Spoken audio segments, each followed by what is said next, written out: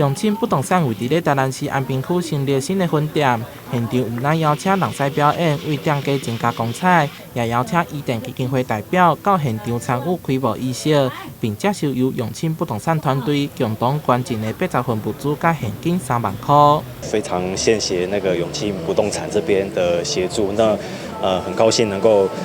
关心我们一下我们的一个社会弱势的一个朋友，那让我们的身障朋友能够有这样的一个物资跟这样的一个善款能够去运用，因为他们其实在社会上真的是相对比较弱势啦。那在一些就是比较在社会底层，那很多我们可能很浅显易见的一些资源，对他们来讲其实是非常难取得的。所以这边再次谢谢永庆不动产这边。永庆不动产为着让温暖的爱落实到社会当中，一方面履行企业的社会责任，同时也透过实际行动来帮助社会当中的弱势族群，和社会团体得到更加侪协助甲照顾。我们永集团持续在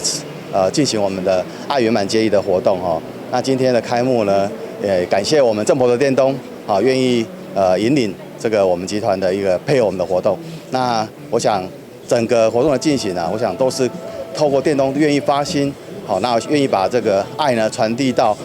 全台湾各个地方。永庆不动产已经伫台南经营侪冬，平常时也会固定服务社区弱势家庭，提供基本的民生物资。这次新的店面开幕，希望透过结合公益的性质，借此抛砖引玉，希望让更加侪人会当到场帮助社会弱势族群。台南新闻综合报道。